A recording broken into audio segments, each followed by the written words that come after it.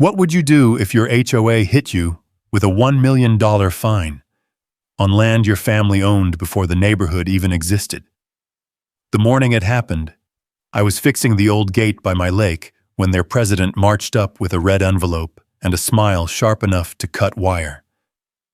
Something felt off. Too big, too forced, too desperate. And the moment I opened that notice, I knew they weren't after my fence or my paint. They were after my land, and they thought I wouldn't fight back. The morning had started the way I liked it. Quiet, cool, and slow enough for a man to hear his own thoughts. Down by the lake, the fog was lifting in long, pale ribbons off the water, sliding between the pines like it didn't want to leave. I stood at the old wooden gate that marked the entrance to my property, sanding down one of the crossbeams until the grain showed clean again. The hinges groaned when I moved them, the same way they had when my father was alive, and working on them had always felt like a way to keep his hands close. The lake behind me was still, a sheet of dull silver beneath the rising sun. A few ducks cut across the mirrored surface, leaving quiet ripples that spread and disappeared. Everything smelled like cedar, damp soil, and the cold hint of spring hidden just under the wind. It was shaping up to be a good Montana morning. Then I heard it, the whine of electric tires crunching on gravel. I didn't have to turn around to know who it was. Only one person in the entire Lakeshore Bend community insisted on driving a bright white golf cart with chrome trim and a custom HOA president decal across the front. The sound alone carried the same energy as fingernails dragged across old barn siding. Sure enough, Bethany Reed coasted to a stop behind me in a cloud of dust that had no business trying to look elegant. She sat inside that cart like she was perched on some suburban throne, chin lifted, sunglasses so oversized I could see my whole property reflected in them. Her blonde hair was tied tight, her posture even tighter. She looked at my gate like it personally offended her. "Mr. Cole," she said, stepping out without waiting for me to acknowledge her. "This has gone on long enough." I wiped my hands on my jeans, more out of habit than courtesy. "Morning to you too, Bethany." She didn't smile. Instead, she pulled something out of the cart, something bright red, and held it between two fingers like it was a warning flare. Even from several feet away, the envelope's color cut across the quiet landscape like a wound. "You have been officially served," she announced. "Served what?"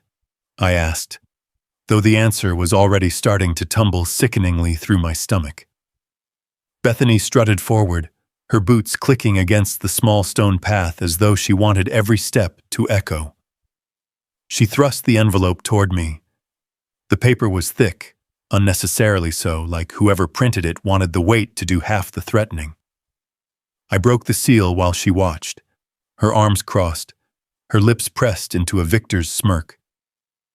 The numbers on the page didn't make sense at first. I had to blink twice, tilt the paper toward the sun, and read them again.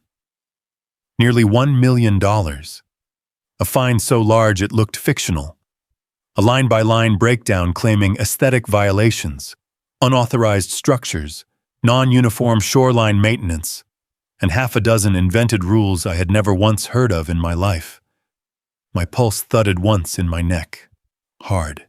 "You've got to be kidding," I said quietly. Bethany's smirk didn't move. "These regulations were communicated to every resident, Mr. Cole.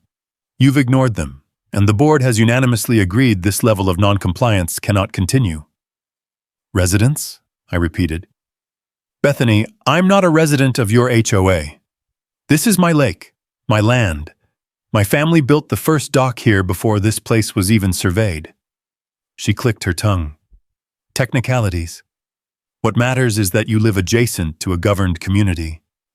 Your property directly affects the views, safety, and value of Lakeshore Bend. That grants the HOA certain jurisdiction over external aesthetics." I stared at her.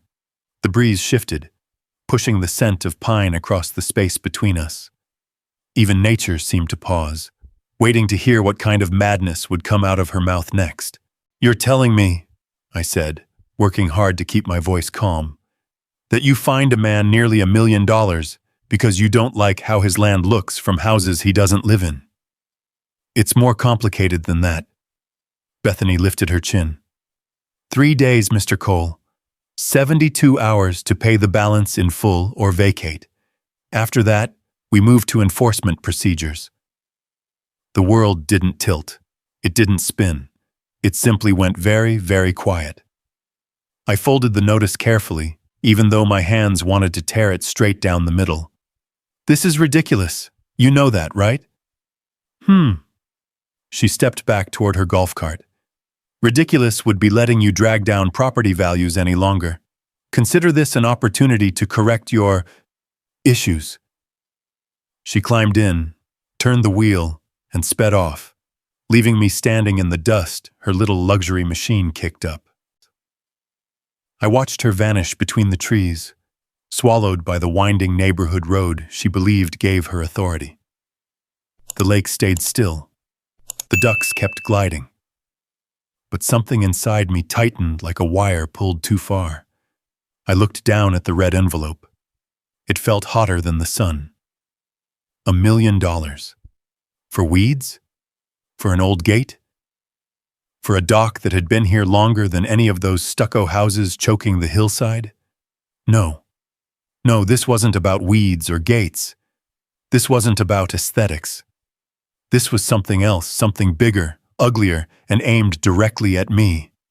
And as I stood there with the envelope dangling from my fingers, I knew with absolute certainty, whatever this was, it had nothing to do with what my land looked. They wanted something from it. And they thought this was how they'd take it. I folded the fine back into the envelope and slipped it into my jacket. The air had a different weight now, heavier somehow, like the lake itself was holding its breath. I walked down the gravel path toward the shoreline, letting the quiet settle around me. The water lapped softly against the old stones, a sound that usually calmed me. Not this time. For the first time in years, my lake, the one my father taught me to swim in, the one my grandfather dammed with his own hands, felt like it was being watched. I crouched near the water's edge and skimmed my fingers across the cold surface. The reflections danced, bending the lines of the pine trees on the far side. But the opposite shore held something new, clean cuts in the hillside, piles of dirt, markers with orange flags fluttering in the breeze. I hadn't paid them much attention before. Neighbors said it was soil assessment. I assumed it was more of Bethany's never-ending landscaping projects.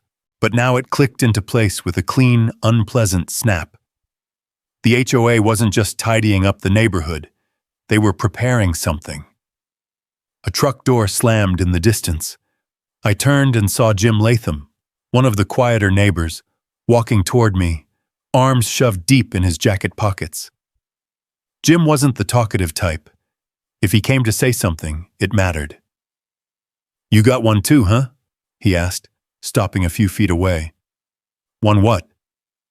I straightened up. He nodded toward the envelope half visible in my jacket. "A notice. Not a fine, though. They called a meeting last night. Claimed they were beginning phase 2 of the Lakeshore Enhancement Project. Said it'd raise everyone's property values. Said the lake needed cohesive visual integrity." I didn't buy it. "Cohesive visual integrity," I repeated dryly. "Sounds like she swallowed a thesaurus." Jim gave a humorless huff. His eyes flicked toward the site across the lake. "They're planning something big over there. New dock, expanded clubhouse, maybe boat slips. Rumor is they've already drawn up blueprints.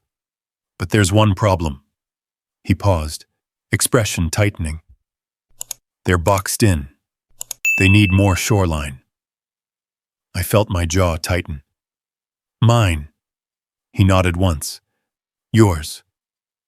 The wind picked up, rustling through the reeds, rippling my reflection on the water. I stared at the distant construction markers, the orange flags dancing like they were signaling each other across the lake.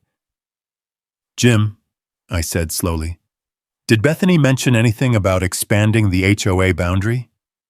He looked down. She said the bylaws were amended in March. Something about incorporating adjacent parcels that present substantial visual impact. That's what the vote was for last night. What vote? You weren't invited, he said softly. There it was, the sentence that hollowed out my stomach. I wasn't invited because they didn't consider me a member, but they voted to control my land anyway. I exhaled hard through my nose. Let me guess. Jake Mercer's behind this. Jim grimaced. Jake's got his hands in every build for the HOA. If he's involved, there's money in it. Big money. I looked across the lake again. Mercer Developments. They didn't do small things. They didn't ask nicely either. Another gust of wind sent ripples racing across the water, and for a moment the lake looked like it was trying to turn away from what was coming. I appreciate the heads up, I told Jim. He hesitated, then stepped closer. Remy, be careful. Folks say Bethany's been pushing this expansion for months. She wants that new clubhouse so bad she's rewriting the rulebook to get it. And Jake, he doesn't lose. Not ever. I watched him walk back up the path toward the neighborhood, his shoulders hunched like he was carrying something that didn't belong to him. When he disappeared behind the trees, I turned my attention back to the envelope. The wind caught its corner, fluttering it against my chest. I opened it again, not because I needed to see the numbers, but because I needed to look at the language. Aesthetic noncompliance, shoreline structure deviations, inconsistent visual appearance, environmental non-cohesion, assessments due for community visual maintenance. None of that meant anything. Not legally, not practically, but wrapped together in enough official-looking formatting, it would scare most homeowners into submission. But I wasn't most homeowners, and this wasn't a normal home. I walked up to the old dock and stood on the weathered planks. They creaked beneath my boots, the same way they had when Dad was still alive. I leaned on the rail, staring out at the calm water, letting the anger settle into something colder and sharper. 3 days, Bethany had said. 72 hours to hand over $1 million or walk away from the place my bloodline had lived on for generations. But HOA bylaws didn't override state property law. They didn't override a recorded deed. They didn't override water rights transferred from father to son, from one caretaker of the land to the next. Somewhere behind the numbers, the threats, the fabricated rule changes, they were hiding the real reason. They didn't want me gone because I broke a rule. They needed my shoreline to finish their project. And they figured no one would question the HOA if they hit hard enough, fast enough, and loud enough. I looked down at the lake again, watching the reflected mountains shift with the breeze. The land had been here long before the HOA existed, long before stucco houses and ornamental trees and golf carts that never touched real dirt. Long before people like Bethany decided they were entitled to shape everything they saw. And it wasn't going anywhere. Neither was I. I turned and started walking back toward the house, the envelope gripped firmly in my hand now instead of dangling. Gravel crunched under each step, steady and deliberate. They weren't enforcing rules, they were clearing land, and if they thought I'd go quietly, they didn't know a damn thing about the man who owned this lake. The sky had shifted by the time I reached the house, trading soft morning gold for a colder steel blue light. Clouds drifted low over the ridgeline like they were being dragged against the mountains. I stepped onto the porch, boots thudding on old planks that had held up under 3 generations of coals. The fine was still in my hand, creased from my grip. Inside, the air tasted like cedar smoke and dust, leftovers from the small fire I kept going whenever the nights dropped below freezing. Nothing had changed in here in 20 years. The shelves were still lined with jars of nails my father sorted by hand, each label written in his tight, slanted script. His old oilskin coat hung by the door, smelling faintly of lake water and work. It always made the house feel less empty.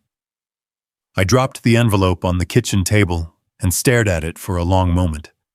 The fine alone was absurd, just a weapon dressed up in administrative language. But something about the timing, the meeting I wasn't invited to, the construction across the lake, all of it pushed against the same quiet nerve in my spine. Noise was what Bethany expected from me. Anger, threats, yelling, maybe running into town to find a lawyer in a panic. Most men would. But noise never solved anything on land like this.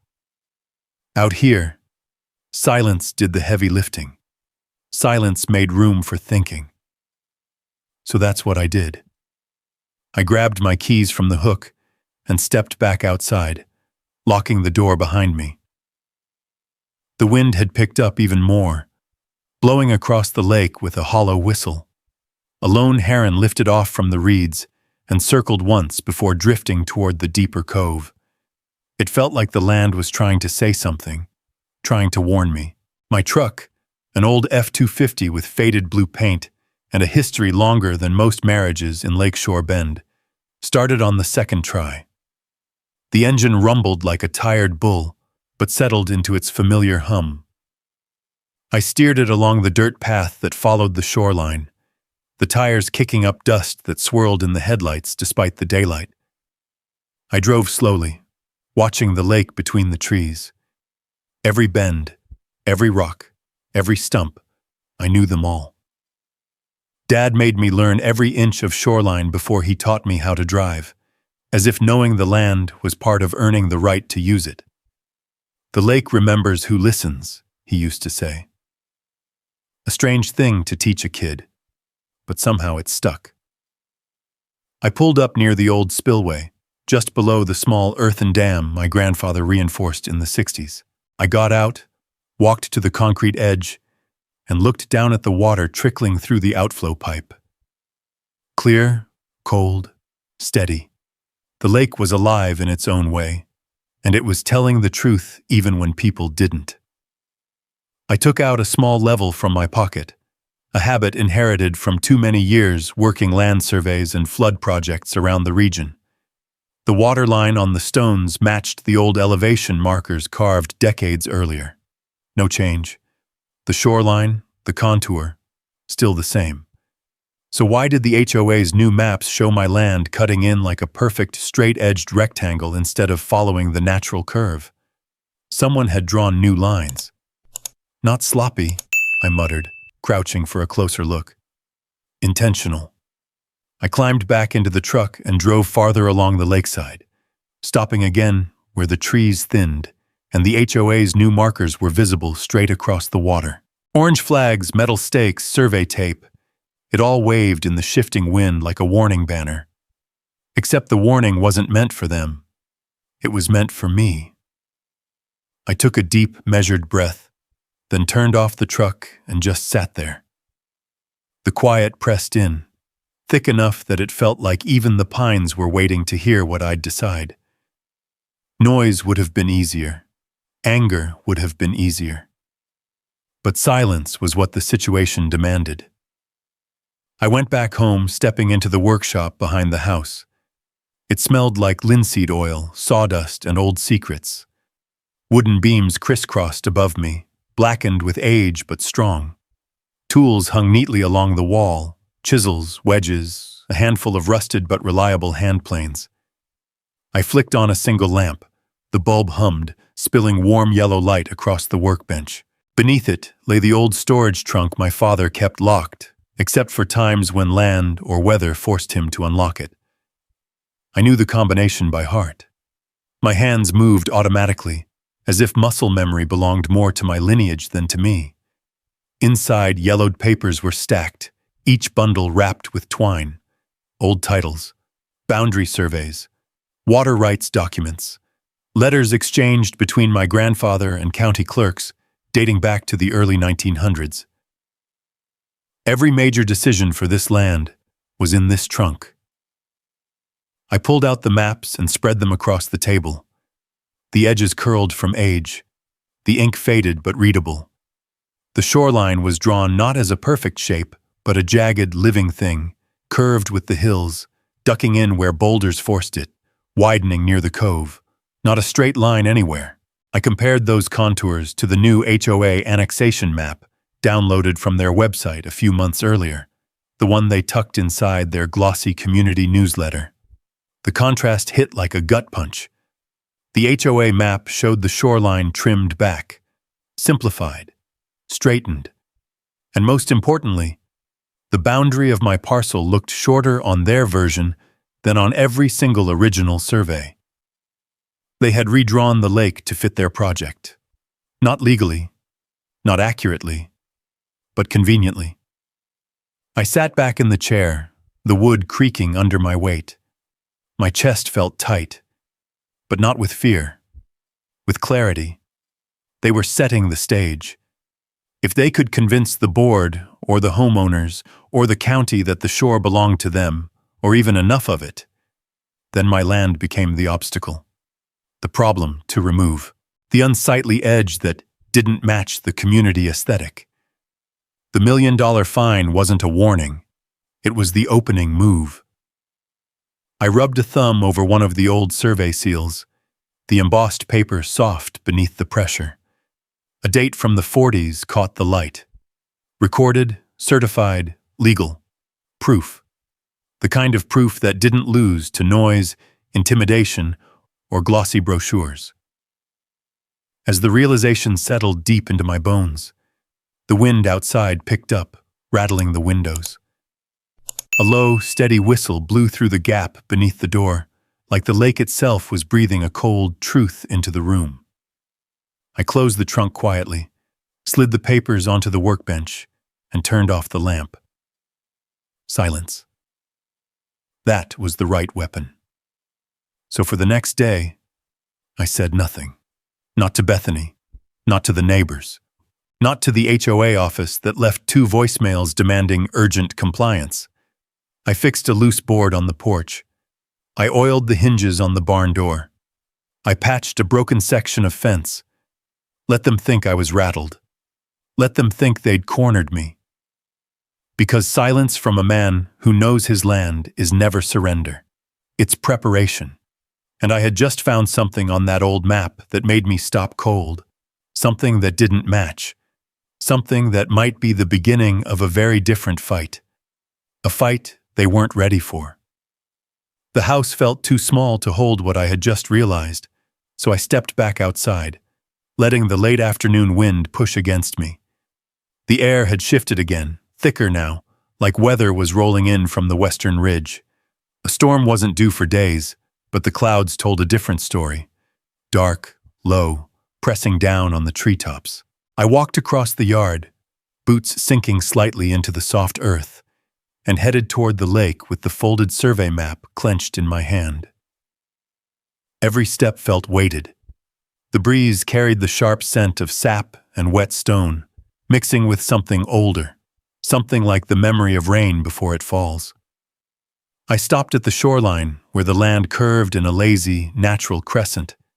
That curve existed long before any HOA, before any community brochure with airbrushed photos and buzzwords about serene living. But the HOA's new map, what they used to justify their expansion, showed a straight line cutting across this very spot, slicing off a piece of my property like trimming fat from a steak. Whoever redrew the boundary didn't understand this land, and they didn't know I did.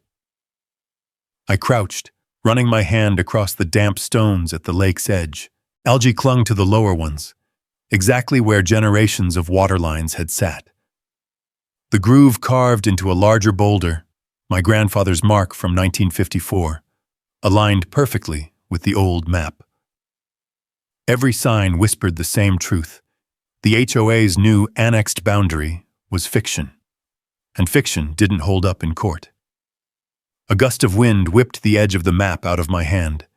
I grabbed it before it tore free, but the force of the wind rattled something loose inside me. Not fear. Momentum. I stood and walked fast toward the house, my boots crunching through gravel, my jacket flapping behind me. By the time I reached the porch, I already had my phone out. I scrolled past a few old contacts until I found her name, Sarah Mitchell. I hesitated only a moment. Sarah and I used to work together on water use cases more than a decade ago. She'd left to start her own firm. Sharp mind, good heart. Knew land the way ranchers knew cattle and the way engineers knew steel. I tapped the call button. She answered on the second ring. Remy? Haven't heard from you in forever. Everything all right? No, I said plainly. I need your help. There was a beat of silence. Tell me. I stepped inside the kitchen, spreading the old survey map on the table, letting the fading daylight fall across it. The HOA next door hit me with a $1 million fine. They're trying to annex my shoreline. They've redrawn maps, illegally, and they're preparing to build something on land that isn't theirs. Redrawn how? Her tone sharpened immediately. Straight lines where natural curves should be. Their new diagrams cut 28 feet into my parcel. I've got surveys dating back almost a century to prove the original boundaries. Send me pictures, she said, all of them. I snapped photos of the old maps, one by one, careful to capture the embossed seals, the handwritten notations, the grain of the aged paper. The sound of the shutter echoed in the quiet kitchen, like little hammers tapping nails into the future. I sent everything, then waited. Thunder muttered far off in the mountains. A few minutes later, her voice came back through the phone, measured, certain, and carrying the weight of a woman who had fought land rights battles across 3 states. They're bluffing, she said, and they're sloppy. That fine? Not enforceable. That annexation? Not legal without county approval and landowner consent. That map? Doesn't match state records. Remy, they made mistakes. Big ones. I exhaled, slow and controlled, feeling some of the pressure leave my chest. But, she added, this isn't just incompetence. Somebody wants your shoreline, and they want it badly. This kind of redrawing doesn't happen accidentally. I figured as much, I said. Jim mentioned Jake Mercer's involved. Then I'm not surprised, she muttered. Mercer's pulled stunts like this before. If he's behind it, there's profit, big profit, on the line. Lightning flashed beyond the ridge, illuminating the lake for a brief second. The water turned silver, then dark again, as the light faded. A cold wind rolled through the doorway, swirling dust across the floorboards. What do I do next? I asked. For now, Sarah said. Nothing loud, nothing public. Don't respond to the fine. Don't confront the HOA. Let them think you're cornered. That won't be hard, I said dryly. Bethany probably already told the entire neighborhood she has me nailed to the wall. Good. Let her keep believing that. Meanwhile, I'll pull county plat records and request the original digital files from the survey office. If any of this has been altered, we'll know within 48 hours. Her confidence steadied me. The storm outside rumbled again, a low challenge rolling across the lake. One more thing, she added. Keep an eye out for access points, trails, paths, stakes, anything that suggests they've already begun encroaching. I thought of the orange flags dancing across the water. Yeah, I said. I've seen their footprints. Document everything. Photos, dates, coordinates if you can. Paper beats pressure every time. We hung up just as the rain started, a thick, cold sheet falling onto the tin roof above me. The sound filled the house, steady and relentless. I turned on a small lamp and continued studying the maps, tracing each contour line like it held a secret. The more I studied, the more obvious it became. Not only had they redrawn the shape of the lake, they had shifted the entire southern boundary, pushing my parcel back by just enough to justify their expansion. And that boundary shift ran straight through a section of shoreline where the soil had recently been disturbed, where stakes and flags now marked a future walkway. They weren't planning to expand onto my land. They had already started. I stepped outside into the rain. The cold drops rolled down my face, soaking my shirt, plastering it against my skin. The lake roared softly under the downpour, ripples spreading like frantic whispers. A bolt of lightning split the sky, illuminating the whole shoreline, and for that brief second, I could see it all clearly. My land, their markers, the lie stretched across the water like a shadow. They thought the storm outside was the only one coming, but the one inside me had just begun forming. And unlike theirs, mine was built on truth, on paper, and on the kind of silence that always came before something irreversible. By morning, the storm had moved east, leaving the world scrubbed clean and shining in that strange brightness that only comes after rain. The lake glimmered like polished steel, reflecting a sky so blue it almost looked artificial. The pines dripped, scattering diamonds of water across the ground every time the breeze nudged their branches. Even the gravel seemed to glow, washed free of dust. It was a good day for clarity, a good day for truth. I poured a cup of coffee and sat on the porch, letting the steam hit my face while I looked down toward the shoreline. Everything looked calm, too calm, in fact. The flags across the lake still fluttered. The ground they'd disturbed had darkened from the rain, making their trespass even clearer. I took a sip of coffee and set the mug down. It was time to talk to Marcus. Sheriff Marcus Hale had known this region longer than most people had lived here. He didn't live in Lakeshore Bend. He lived in a cabin farther west, near the old logging road. A man built like the land he protected, broad, weathered, steady. He grew up fishing this lake, knew the shoreline before my father strengthened the dam, before the developers turned the valley into a community brochure, and before anyone like Bethany came along thinking rules were something you used to box in people who never needed them. I drove out to the sheriff's substation, a squat building on a rise overlooking the highway. A row of county trucks sat parked out front, their hoods streaked with dried mud. I could see Marcus through the window, filling out paperwork at his desk. When I stepped inside, he didn't look up right away, but he didn't need to. "Knew you'd show up today," he said, his pen still scratching across the page. "Storm last night told me something was coming." "You reading the weather or the people again?" I asked. "Same thing around here."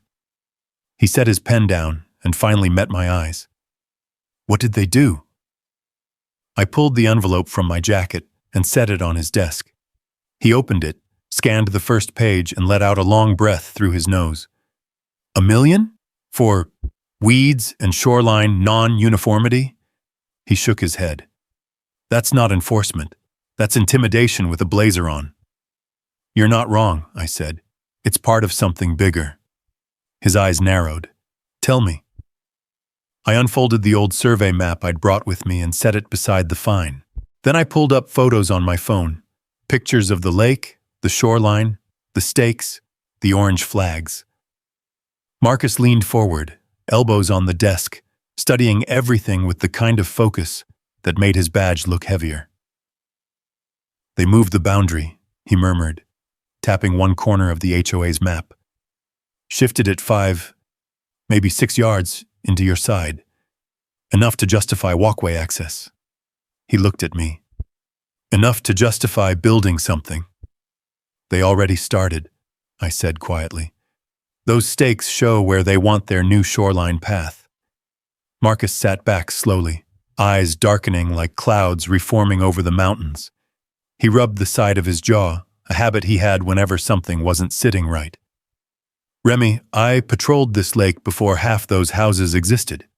Your family's property line hasn't changed an inch. I've seen the original plats from the 50s.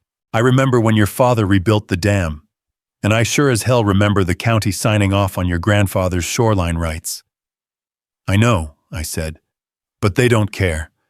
"Oh, they care," he said, "just not in the way the law wants them to. They're banking on noise, on the board backing them, on the community not asking questions." We both knew he was right. "What happens," I asked, "if they try to enforce this fine?" He gave a humorless laugh. Absolutely nothing. They can't place a lien on land they don't govern, and they can't evict someone from property they never had authority over. But that won't stop them from trying to scare you into thinking otherwise. Mercer's involved, I said. Marcus's expression hardened. That explains a lot. He stood up, motioning for me to follow. We walked outside to the edge of the lot where his truck was parked. From here, you could see the ridgeline. The air smelled like wet pine and exhaust. You're being pressured, he said plainly. Not because you broke rules, but because you're in the way. Mercer doesn't care about bylaws. He cares about profit. And Bethany? She's his way in. She dresses all this up with talk about aesthetics, but what she really wants is a bigger stamp of authority on the neighborhood. A legacy. Something she can brag about. And if you're collateral, so be it. I stared out across the valley, my jaw tight. What do I do? You do what your father did, Marcus said. You document, you collect, you build a case. Because the thing about folks who bend rules is that they rarely stop at just one. He paused. And you call me if they step foot past your line. The wind picked up, pushing a few loose leaves across the gravel. The lake was visible from here if you knew where to look. Just a silver sliver through the trees. You've got something they don't, he continued. History. Deeds that go back before anyone on that board was born. Water rights that predate their bylaws. And the truth. I nodded, tightening my fists slightly at my sides. Marcus leaned against his truck, crossing his arms. They think you're isolated, that no one will stand up for you. But that's the thing about people who haven't lived close to the land. They don't understand that quiet doesn't mean alone. His words settled into me like stone. You keep your head, he said. You let this play out the way it needs to. Let them make the next move, because the moment they do something in writing or on your property, he tapped the old map folded under my arm, you'll have more than enough to bury their little expansion project. A raven called from a nearby pine, its voice echoing across the clearing. I took a breath, letting the mountain air fill my lungs. The tension that had lived in my chest since the moment Bethany handed me that envelope shifted into something steadier, something grounded. I appreciate it, Marcus. You don't owe me thanks, he said, opening his truck door. Just don't let them spook you. People like Bethany push as far as you let them. You push back with silence and paperwork, and they start losing their rhythm. I climbed into my own truck and started the engine. The rumble felt stronger, more sure, like the machine itself had picked up on the shift inside me. As I pulled away, Marcus called out before I could close my window. And Remy? Yeah? They're hoping you'll fight reckless. Don't. Fight smart. I nodded once, rolled the window up, and started back down the road toward home. The lake shimmered between the trees, calm but alert, like it had been waiting for someone to choose the right moment. They wanted a battle. They wanted noise. They wanted fear. But what they were about to get was something else entirely. A measured man, a documented history, and a line they had already crossed too many times. The land remembered, and soon, very soon, the HOA would learn what that meant. By the next morning, the storm clouds had thinned into streaks of gray, leaving dew clinging to the grass like tiny mirrors. Every sound felt sharper in the cool air. The distant drumming of a woodpecker, the rustle of wet pine needles, the soft lap of the lake against the stones. I stood on the porch with a thermos of coffee, watching steam coil into the chill as the world traded night for day. I had slept lightly, the kind of sleep where your mind keeps turning long after you've shut your eyes. The fine, the maps, the stakes in the ground. I replayed it all until first light crept across the hills. And when it did, I knew exactly what had to happen next. They wanted to redraw lines on office paper. Fine. I would redraw them on the land itself. I took another sip of coffee, then set the thermos on the porch rail and walked toward the workshop. The door creaked open, releasing the familiar smell of sawdust, old varnish, and rain-damp wood. My father's tools hung neatly on the wall, everything from chisels to levels to a pair of steel stakes he kept from his surveying days. I picked up the stakes first. They were heavier than they looked, worn and darkened from years in the back of his truck. I grabbed a mallet, a long measuring tape, and the rolled survey map, tying the bundle with twine so I could carry it in one hand. My jacket was still damp from yesterday's storm, but it would do. The wind met me the moment I stepped outside, tugging at my sleeves and carrying a faint smell of pine resin. Clouds drifted low, threatening another round of rain later in the afternoon. But I didn't need all day. I only needed a few hours. I walked down the slope toward the shoreline, the ground soft beneath my boots. The lake stretched out like a sheet of tarnished silver. On the opposite side, the HOA's orange flags were already stirring, as if they were waking up too, ready to keep staking their claim. But the thing about flags is simple. Anybody can plant one. Stake the wrong one, though, and it becomes evidence. When I reached the shoreline, I unrolled the old survey map and weighed down the corners with stones.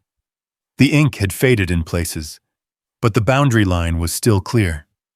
The elegant curve of the land, drawn by a surveyor who had walked every inch with instruments instead of software. I matched the first marker to the map, kneeling to brush away wet leaves and mud.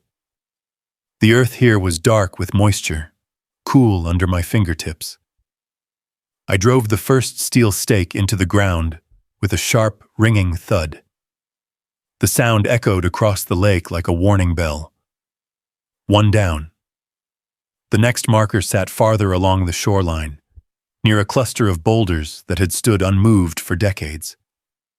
The ground was firmer there, and the air smelled of moss. When I hammered in the second stake, small clumps of dirt jumped with each strike, the metal singing out against the quiet morning.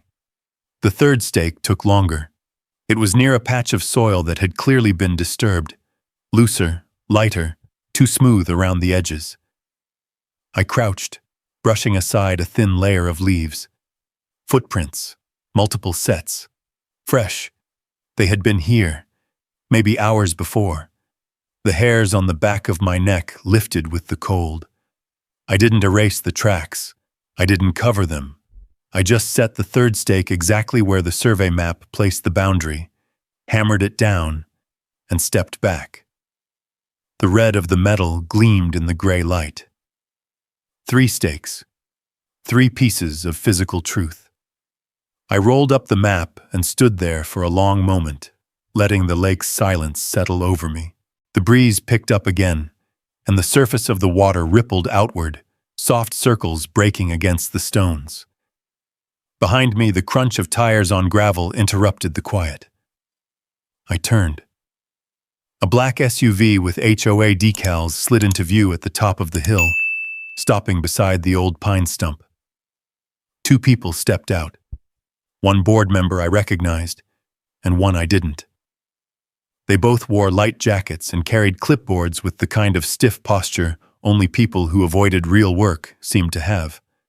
The woman I knew, Phyllis, cupped one hand over her eyes to block the morning glare. "Mr. Cole?" she called out, voice tight with forced politeness. "What are you doing on the shoreline?" I kept my voice even. "Setting legal boundary markers." The man beside her frowned. "Under whose authority?" "My deed," I said, "and the state surveyor's office if you'd like to check." They exchanged a quick look, the kind of look people give when the script they rehearsed suddenly doesn't apply. "You can't place unauthorized structures in view of HOA property," Phyllis said, recovering quickly. "It violates nothing," I cut in gently. "It violates nothing. These are markers, on my land, on boundaries certified by the county since the 1940s. The man stepped forward, eyeing the stakes. "These interfere with planned community improvements." "They interfere with illegal ones," I replied. He stiffened. Mr. Cole, are you refusing to comply with the citation you were given? I'm acknowledging what the law already states, as I said, and clarifying it where anyone with eyes can see. A bird screeched overhead, a hawk gliding across the tree line. The man flinched at the sound. I didn't. Phyllis inhaled sharply, then exhaled through her nose. Bethany will hear about this. I expect she will. They turned and walked briskly back to the SUV. The tires kicked up a spray of gravel as they sped off, the engine whining like it was straining against its own self-importance. I stood still until the sound faded completely, letting the world return to quiet. The stakes gleamed in the light, bright points of truth cutting across the shoreline. Rain clouds gathered again over the ridge, rolling in like slow, dark waves. I breathed in deeply, filling my lungs with the cold air. I hadn't torn anything down. I hadn't touched their property. I hadn't crossed a single line they could legally defend. All I did was mark what was mine. And the moment those stakes went into the ground, a crack formed, small, almost invisible, but enough to start breaking apart the false foundation the HOA had built their plans on. Because from this moment forward, every step they took would either expose their overreach or prove it. Either way, the land had spoken, and now the evidence stood in steel. By the time Friday evening came around, the air over Lakeshore Bend felt charged, like the whole valley was coiling inward, waiting for something to snap. The sun had dropped low behind the ridge, turning the lake into a sheet of molten bronze. Clouds dragged long shadows over the water, and every gust of wind carried the scent of coming rain. The HOA meeting was set for 6 o'clock at the Lakeshore Bend Community Center, a building that looked like it had been designed by someone who'd never lifted anything heavier than a clipboard. Too much glass, too many fake beams, and not nearly enough sense. It sat perched on a concrete pad overlooking the lake, exactly the spot they wanted to expand, exactly the spot they had no right to. I parked my truck along the gravel shoulder just outside their precious resident-only lot. The engine ticked as it cooled, the sound small but steady, like a heartbeat pacing me. I grabbed the folder Sarah had sent back, 40 pages of certified records, county plats, and original boundary surveys. The paper felt heavier than it should have, as if truth itself weighed more when you carried it with purpose. A few residents stood near the entrance, huddled in nervous clusters. They pressed back when they saw me coming, not scared but unsure. Bethany had a way of making people doubt the wrong person. Inside, the community center buzzed with tension. The fluorescent lights hummed overhead. Rows of plastic chairs lined the room. A projection screen stood ready at the front, already showing the HOA logo. And there she was, Bethany Reed, standing at the podium with her arms behind her back, chin lifted like she was preparing to address a nation instead of 50 homeowners. Her eyes flicked to me the moment I stepped in. That tight, victorious smirk spread across her face like she'd been waiting to see me walk into her trap. "Mr. Cole," she announced, voice echoing too loudly through the speaker system. "Glad you could join us. This concerns you greatly." "Yeah," I said calmly. "I figured." Board members sat behind her. Phyllis, Mark, a couple others whose faces blurred together in a haze of matching authority. And in the corner, standing with his hands shoved into his pockets like he owned the place, was Jake Mercer. Of course he was here. The man liked to watch the world bend around him. Bethany rapped a gavel against the podium. "Let's bring this meeting to order." The room settled into a tense hush. Even the lights seemed to buzz quieter. "As you all know," she began, "our community has been struggling with a persistent issue of non-compliance from a neighboring landowner." She turned slightly toward me without actually looking. "Whose actions continue to diminish property values, obstruct community development, and violate the standards we work so hard to maintain." She clicked a remote. A slide popped up showing a photo of my shoreline, cropped, zoomed, and framed in a way that made it look like a neglected mess. Murmurs rippled through the room. "This," she continued, "is in direct violation of the updated lakeshore aesthetic requirements approved by the board in March. Furthermore, Mr. Cole has inserted unauthorized metal stakes into the ground, disrupting the visual harmony and impeding our planned lakeshore enhancement project." I let the room absorb it. Let the murmurs grow. Let her build her tower as high as she wanted, because she didn't realize that one piece of paper could topple everything she had stacked. Bethany lifted her chin. "We are here to determine whether the board should proceed with legal enforcement, increased fines, and potential land use escalation." Jake leaned back, arms crossed, wearing that smug developer calm, the kind you only get when you think every problem is one zoning approval away from disappearing. Bethany nodded at me. "Mr. Cole, you may respond." I walked up the aisle slowly, boots echoing softly on the wooden floor. Every eye followed me. I reached the microphone, adjusted it slightly, and set my folder on the podium. "Thanks for giving me the floor," I said. My voice sounded steady, even to me. "Since we're talking about boundaries, I brought something that might help everyone understand what's actually at stake." I opened the folder and held up the first document.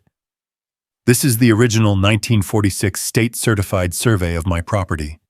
It includes shoreline contours, elevation marks, and boundary notations that haven't changed in nearly 80 years. Bethany stiffened. I clicked the projector remote I'd brought with me, one Sarah insisted I use. The screen shifted to the scanned image of the map. Several residents leaned forward. The lines were clear, precise, organic, as nature intended. I laid the second sheet on the podium. "This," I said, "is the county-verified plat from 1978. Same boundaries, same shoreline, same property line." More murmurs. I clicked again. The screen now showed the HOA's annexation diagram, the one from Bethany's newsletter. But this time, I had digitally overlit the boundary shift in red, revealing the exact 28-foot encroachment. The shift was obvious. The cheat was undeniable. A wave of whispers swept the room. Bethany's eyes widened for half a second, just long enough for me to see the panic flicker beneath her practiced calm. She turned toward the board as if silently ordering them not to react. But it was too late. Then I said the line I'd been waiting to deliver. "And that new walkway? The one your survey flags are marking out?" I paused, letting the silence stretch tight. "It isn't on your land." The room went still. Jake straightened in his chair, expression tightening for the first time all night. I clicked the remote again. This time, the screen displayed high-resolution photos I'd taken that morning, stamped with GPS coordinates. Each photo showed the HOA's construction flags planted well past their boundary line, directly on my property. Gasps broke out across the room. One resident stood. "Is that allowed?" "No," I said simply. "It's called trespassing." Bethany slammed her gavel. "These images could be doctored." "Then you'll be happy to know," I replied evenly, "that the sheriff's office already saw them. Marcus Hale confirmed the original boundaries personally." That landed like thunder in a church. Everyone in that room knew Marcus, knew his reputation, knew he didn't involve himself unless something had gone very wrong. Bethany's hand trembled slightly around the gavel. Jake shot her a sharp look, one that said she'd lost control of the room, and he knew it. I lifted one final document from the folder, the real kicker. "And since your board filed a fine based on fictitious boundaries," I said, "I've prepared a formal request for county review of all HOA mapping changes performed this year." A collective inhale swept the room. County review meant audits. Audits meant scrutiny. Scrutiny meant exposure. And exposure was the one thing Bethany and Jake couldn't afford. They had built everything on the assumption that no one would challenge them. that no one would come armed with the truth. I placed the document on the podium and stepped back. For a full 5 seconds, no one moved. No one spoke. Even the projector hummed quietly, as if it was afraid to interrupt. Then, one by one, people turned toward Bethany. Not at me. At her. The spell she held over them. The rule by intimidation, by aesthetic fear, by whispered promises of increased property value, cracked clean through the middle. And that silence? That silence was louder than any accusation. Because there's nothing more damning than a room full of people finally seeing the truth they'd been avoiding. And in that heavy stillness, where all the power she'd manufactured drained out through the cracks, I knew one thing. This fight had just shifted sides, and Bethany Reed felt it too. She stood frozen behind the podium, knuckles white on the gavel, eyes darting left and right, as if trying to find some invisible escape hatch. The room had turned on her, not loudly, not violently, but in that quiet way that made the air feel heavier, as if the walls themselves were waiting to see what she'd say next. I didn't rush. I didn't raise my voice. I didn't need to. I reached down into my folder again, the paper sliding against my fingers, crisp and cold like a winter wind coming straight off the lake. Since we're talking about responsibility, I said, my voice steady, I brought something else. I laid a single document on the podium, face down. The weight of the room tightened again. Curious, cautious, expectant. Bethany swallowed hard. Even from 10 feet away, I could see her throat move. "What is that?" she demanded, though her voice lacked the conviction it usually carried. "A bill," I said simply. "Since you brought me one, I figured it was only fair I brought one back." I flipped it over and held it up to the projector so it filled the entire screen behind me. A formal notice. Itemized, clear as day. Unauthorized use of private property, 12 years. Lakefront encroachment. Easement violation. Interference with riparian rights, trespass, by constructed structure, environmental impact fees. Total due, $1,487,600. The room let out a collective gasp, like oxygen had been punched out of it. I heard a chair scrape. Someone muttered, "Oh my God." Another person whispered, "That's more than her fine." Bethany's face drained to a pale, chalky white. "This is absurd," she snapped. "You can't fabricate." "I didn't," I said quietly. "Every figure on this document comes from state codes, from county enforcement guidelines, from public land use valuation tables." I tapped the bottom line. "And from your own HOA fee structure." That last part hit harder than anything else I'd said all night. Because it wasn't an exaggeration. It wasn't a bluff. It was pulled directly from her playbook. "So," I continued, "if you believe a homeowner should be fined $1 million for a fence that doesn't match your preferred shade of off-white." I paused, letting the weight settle. "Then you should be perfectly fine compensating a landowner for 12 years of trespass." Jake Mercer's jaw tightened. He leaned over to whisper sharply into Bethany's ear. She stiffened, but didn't respond. A man in the second row stood. "Is this true?" he asked, pointing at the screen. "Did the HOA actually build part of the walkway on his land?" Silence. Then another homeowner spoke. "We were told the entire lakeshore was HOA land." "We were told wrong?" someone else said. A low rumble of frustration spread. It wasn't anger yet, not fully, but the spark was there. Years of resentment, of petty fines, of being told where they could park, what flowers they could plant, when they could have guests. It all simmered just below the surface. Bethany raised her gavel and struck it hard. "Order! Order!" she yelled, voice cracking. "We will not allow baseless accusations to—" "Baseless?" I asked. "Funny. That's the same word you used in the notice you taped to my gate. The one threatening foreclosure if I didn't pay by Monday." Someone gasped. Bethany snapped her gaze toward me, breathing fast. A woman stood up in the back. "You threatened foreclosure over a fence," she said, voice shaking. "Are you kidding me?" A man near the aisle added, "My son got fined $300 because his kayak wasn't the right color. Is that going on someone else's property too?" Now anger began to grow. Not wild, not uncontrolled, but in that collective way townspeople get when they realize they've been tricked.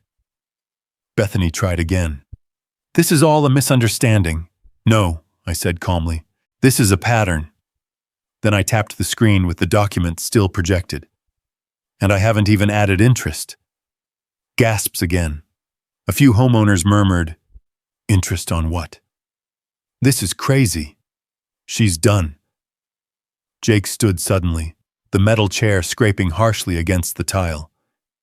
"This meeting is being derailed," he announced, trying to regain control. "Mr. Cole is making threats."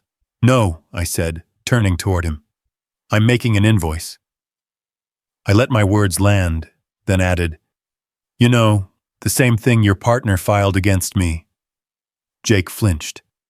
A tiny movement, but enough to show the strike had landed. Bethany's voice cracked again. "This is harassment." "It's symmetry," I replied. "You brought me a fine.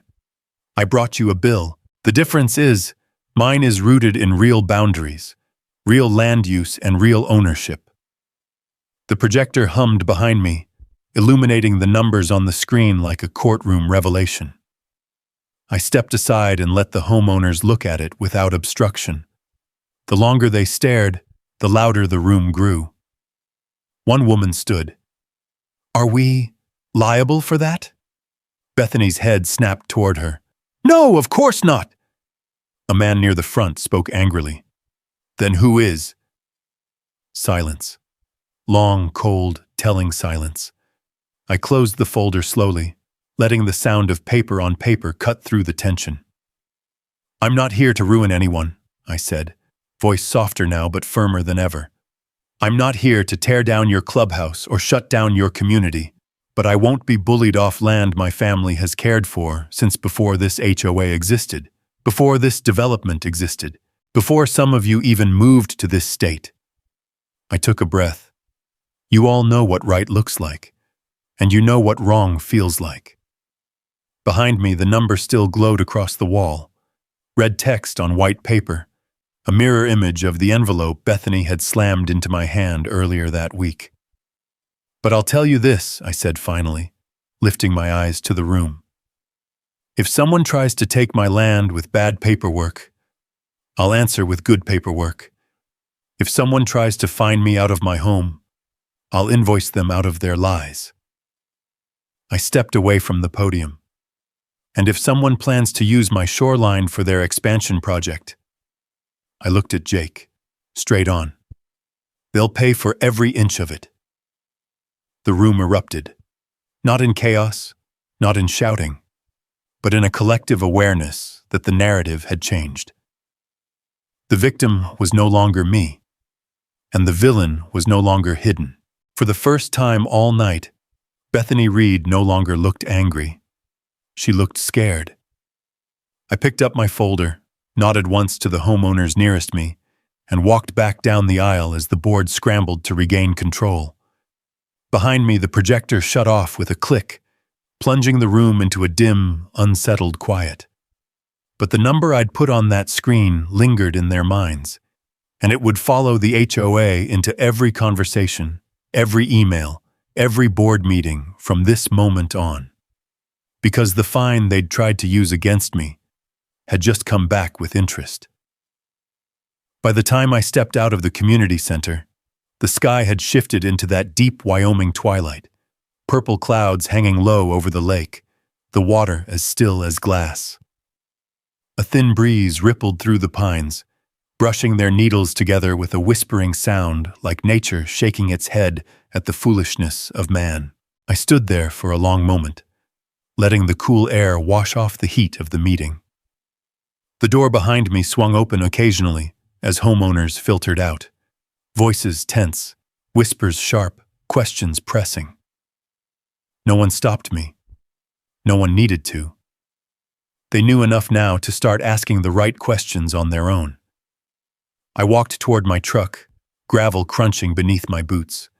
My hands were steady, my breathing calm, but inside something heavier shifted, like the slow turning of gears in a dam gate, the kind that changes everything downstream.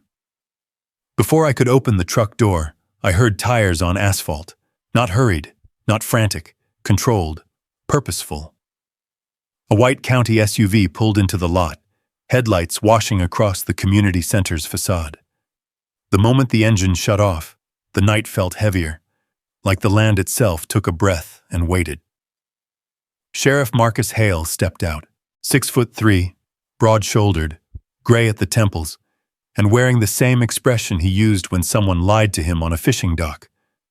Calm, unimpressed, unmovable as bedrock. He walked toward me, hands on his belt, his boots making that slow, deliberate thump on the pavement. "Evenin', Remy," he said. "Evenin', Sheriff." He glanced toward the building. "Heard things got lively in there." Lively's one word for it. A faint smirk touched the corner of his mouth, but only for a second. He leaned slightly toward me, his voice lowering. "Sarah sent me everything." He paused. "You got their backs up against a real wall." "I didn't put them there," I said, like they said. "They built it themselves." He gave a single nod. "That's usually how it goes." The center's doors burst open behind us. Bethany Reed stormed out, clutching a stack of papers like they were a life raft. Her blazer was crooked, hair frazzled, makeup smudging at the edges. She looked less like a leader, and more like someone who had just realized the ground under her feet wasn't ground at all. Jake followed fast, jaw tight, whispering urgently into her ear. The second Bethany saw Marcus, she marched toward him, heels stabbing the asphalt. "Sheriff Hale," she barked, "you need to arrest him immediately." Marcus blinked once. "For what?" She jabbed a trembling finger at me. "For trespassing, vandalism, threats, extortion, take your pick. He disrupted an official HOA meeting. He showed forged documents. Marcus held up a hand. "Ma'am, slow down." But she didn't. "He is a danger to this community.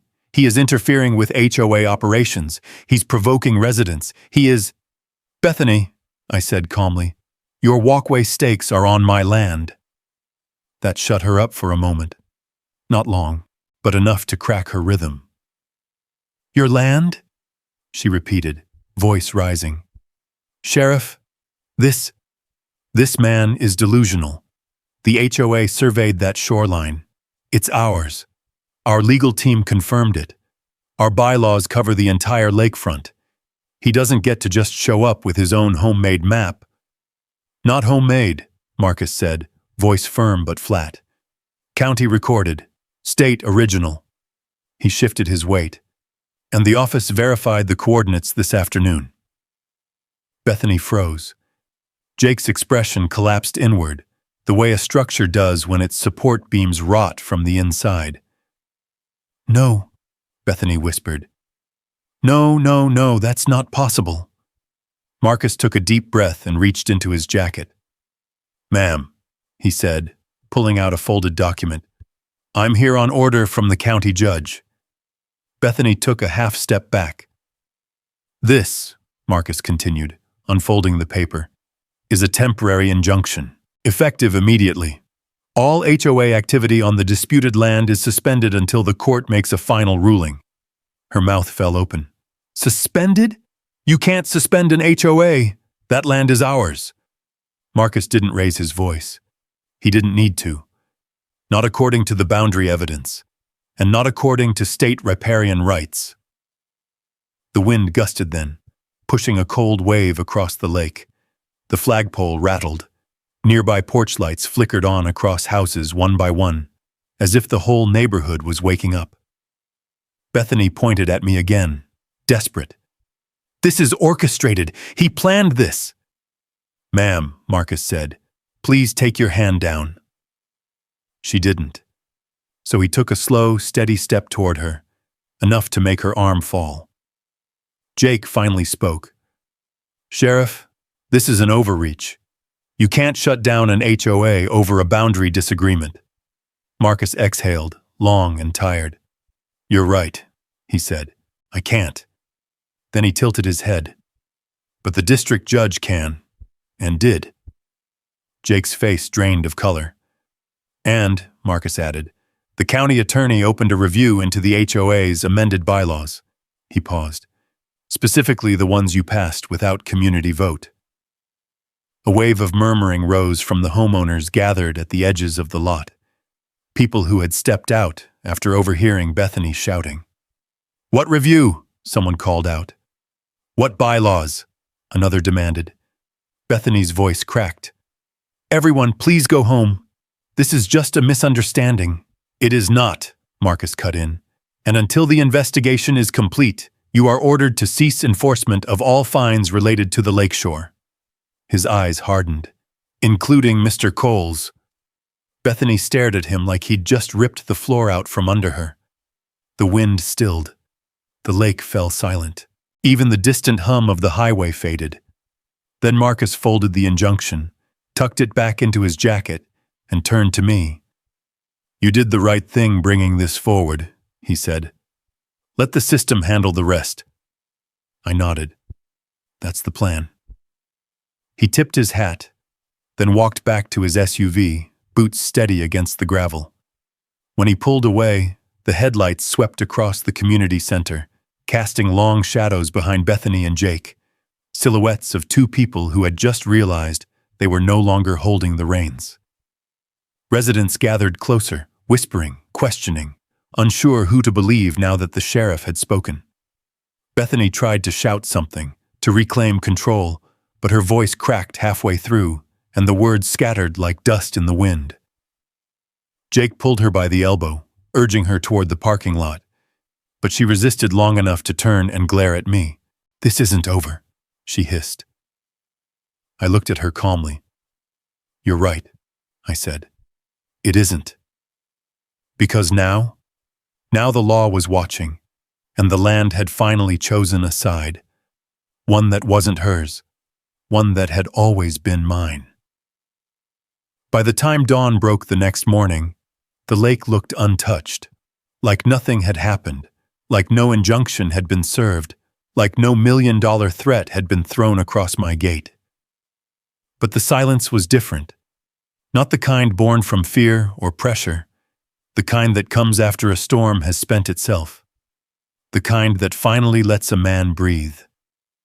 I stepped out onto my porch with a mug of black coffee. The boards creaked under my boots, the same creak they'd had since my father fixed them in '92. I looked out across the water, watching the first finger of sunlight reach over the ridge and touch the surface. The lake didn't care about bylaws, fines, or HOA presidents. Water had a way of remembering truths people tried to bury. Today was the day I met the interim board. Not to fight, not to argue, not to win. To end it. For good. I drove down the gravel lane toward the HOA clubhouse, a building that seemed smaller now, its grandeur pulled back like a curtain that had exposed too much. Cars were already parked crookedly along the curb, homeowners milling around in uneasy conversation. Some nodded at me, some stepped aside. Some whispered, but not one person looked through me anymore. That was new. The new board sat in the glass-walled conference room, Tom Jennings at the head, flanked by two members who looked like they hadn't slept. Papers were stacked everywhere, folders splayed open. A projector cord dangled uselessly from the ceiling, abandoned from last night's chaos. Tom stood when I came in. "Mr. Cole," he said with a nervous swallow, "thank you for meeting with us." I took a seat without a word, not out of pride, out of exhaustion. You can only carry so many storms before your bones ask for quiet. Tom pushed a single paper across the table. "This is our offer," he said. A structured settlement for, well, everything. The amount was small, too small to insult me, but small enough to show truth. They were broke. The fraud investigation had gutted their accounts. The injunction froze the rest. I didn't touch the paper. Instead, I pulled a different document from my jacket, written on yellow legal paper in Sarah's precise handwriting. No threats, no tricks, no traps, just terms. The cross-lease agreement, Tom read aloud, eyes widening, is 99 years, $1 a year, full acknowledgement of your deed, dissolution of the aesthetics committee. He blinked. You're giving this to us? I'm not giving you anything, I said quietly. I'm giving myself peace. What you do with it is up to you. One board member wiped her eyes. Another leaned back, relief pouring off him like he'd stepped out of a burning building. Tom cleared his throat. Mr. Cole, Remy, this is generous. More than we deserve. Maybe, I replied. But you're not the ones who tried to take my land. Somewhere in that room, Bethany's absence felt louder than her presence ever had. Tom nodded. We'll sign it right now. And they did. All three. Hands shaking, breaths unsteady, but each signature settling the dust a little more. When they pushed the agreement back to me, I signed my name with the old brass pen my father left me, the ink soaked into the paper like the land itself was drawing the line closed. Thank you, Tom whispered. I stood. Take care of your people, Tom. That's your only job now. When I stepped outside, the air was brighter, lighter. Homeowners waited along the walkway, not angry, not fearful, but hopeful in a cautious way. A woman reached out and touched my arm. I'm glad you didn't destroy us, she said softly. I never wanted to, I replied. I walked past them, down the steps, toward the lakeshore where the early sun cast long, golden streaks across the rippling water. My truck sat exactly where I'd left it. Dust settled on the hood in the shape of pine needles blown from the trees above. But something made me stop before climbing inside. The shoreline fence. The one they'd tried to claim. The one they said was non-compliant. The one I knew by heart. It stood untouched, but the land around it had shifted in meaning. Not physically. Spiritually. Legally. Historically. It was mine again. Completely. Slow footsteps approached behind me. I didn't have to turn to know who it was.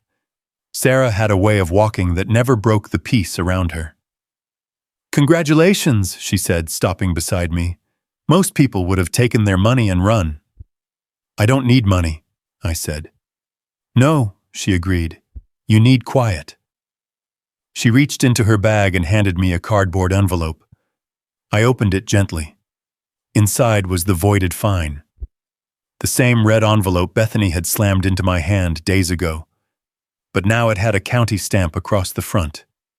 Invalid. Closed. I stared at it for a long moment, the paper lifting slightly in the breeze. It no longer felt heavy. It felt like a shed layer, like bark peeling away to reveal healthy wood beneath. You could frame it, Sarah said with a smile. I will, I replied. She left a moment later, promising to stop by with the finalized court documents. I watched her car pull away, the tires crunching softly until the sound faded into the hum of morning insects. The lake glittered. The wind shifted. The valley breathed again. I walked down the embankment and into the shallow water, boots sinking slightly into the cool mud. The reflection of the sky shimmered between reeds. A dragonfly hovered over the surface, wings catching the sun like bits of glass. This land had carried my father, my grandfather, and now me. No HOA rulebook could overwrite that. No developer could redraw it. No fine could bury it. No threat could uproot it. Some land isn't meant to be bought or tamed. It's meant to be protected. I knelt, dipped my hand into the lake, and let the cold water run across my palm. I didn't take their land, I murmured to the quiet morning. I took back my peace. And for the first time in years, the land felt peaceful in return. Sometimes standing your ground isn't about winning. It's about reminding the world that your home has a heartbeat. If you've ever dealt with an HOA or fought for what's yours, drop a justice in the comments. And if you'd like more stories about land, dignity, and the folks who don't back down, I'd be glad to have you stick around and subscribe.